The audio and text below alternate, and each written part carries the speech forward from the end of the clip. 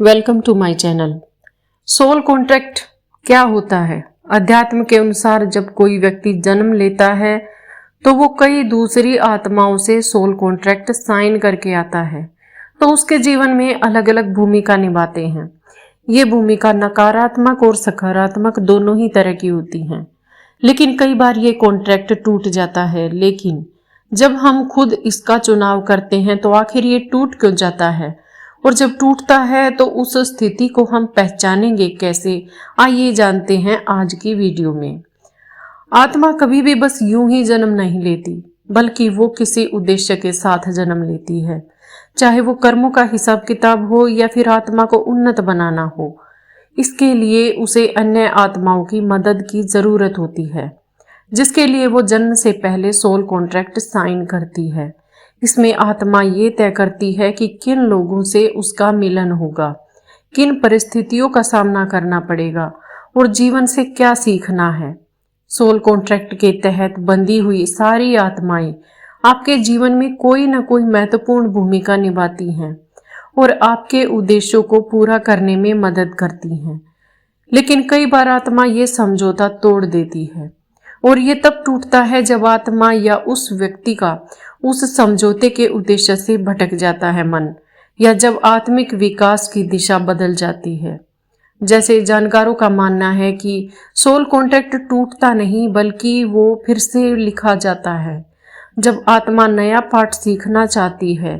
लेकिन इससे भी आपके जन्म लेने के उद्देश्य में भटकाव पैदा होता है, जो सही नहीं है, क्योंकि अब जो आप फैसला ले रहे हैं और जो इस भौतिक जगत के मोह से जुड़कर ले रहे हैं, तो ये समझना जरूरी है कि सोल कॉन्ट्रैक्ट टूटने के क्या कारण हैं, उसे कैसे पहचानेंगे और उसे कैसे ठीक कर सकते हैं।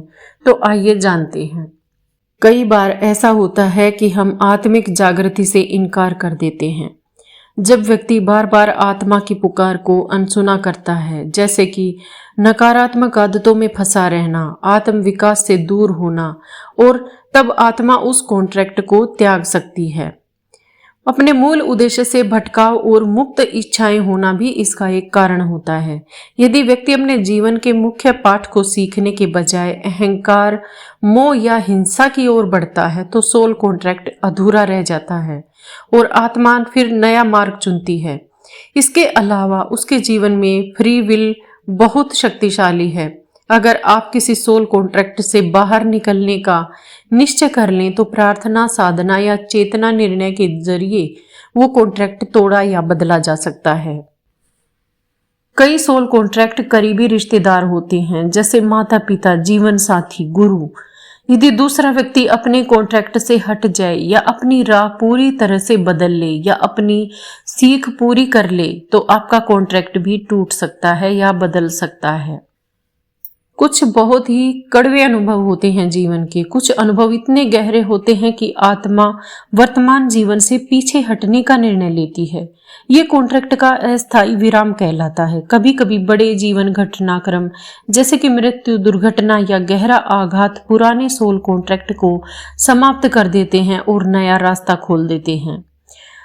जब व्यक्ति उच्च चेतना में प्रवेश करता है, तब पुराने कर्म बंधन और कॉन्ट्रैक्ट अपनी प्रासंगिकता खोने लगते हैं। ऐसे में कॉन्ट्रैक्ट टूटने के बजाय ट्रांसफॉर्म हो जाता है। या फिर यदि आत्मा ने अपने सभी सबक सीख लिए हों, तो वो कॉन्ट्रैक्ट को पूरा मानकर मुक्त हो सकती है। ये सोल ग्रेजुएशन कहलाता है। और इसके अलावा अगर आपने अपने उस रिश्ते या परिस्थिति से अपनी आत्मा को मिलने वाला सबक सीख लिया है, तो कॉन्ट्रैक्ट खत्म हो सकता है। अब बात आती है कि क्या संकेत हैं जिससे हमें ये पता चले कि सोल कॉन्ट्रैक्ट टूट रहा है। अगर जीवन में बार बार एक ही संघर्ष हो या पाठ अधूरा रह गया है, तो समझ लेना चाहिए कि जन्म लेने का मकसद पूरा नहीं हो पा रहा। जो आत्माएं इसमें आपका साथ निभाने वाली थी, वो आपसे दूर हो गई हैं। अगर रिश्तों में अचानक दूरी या रिश्ते की समाप्ति हो जाए, तो इसका अर्थ ये है कि आपका कॉन्ट्रैक्ट बदल गया है। और अगर आपका जीवन गहरा खालीपन और दिशाहीनता से जूझ रहा है, तो इसका अर्थ ये है कि आत्मा मार्ग बदल रही है। अगर आप में आध्यात्मिक रुचि का लोप हो गया है यानी कि आप में कोई आध्यात्मिक रुचि नहीं रह गई है, तो इसका अर्थ यह है कि आत्मा की चेतना दब चुकी है। अचानक जीवन में बड़ा मोड़ आता है, तो इसका ये अर्थ है कि कॉन्ट्रैक्ट का फिर से पुनर्लेखन हो रहा है। अब बात करते हैं कि क्या करना चाहिए जब सोल कॉन्ट्रैक्ट टूटने लगे। अगर सोल कॉन्ट्रैक्ट टूटने लगे तो उसे बचाना बेहद जरूरी है, वरना आपके जन्म लेने का उद्देश्य पूरा नहीं हो पाएगा। इसके लिए मौन साधना करें, अपनी आत्मा की आवाज सुने, ध्यान और प्राणायाम से ऊर्जा पुनः जागृत करें, आध्यात्मिक मार्गदर्शन लें और साथ में इस बात को भी स्वीकार करें कि परिवर्तन भी आत्मिक विकास का ही हिस्सा होता है।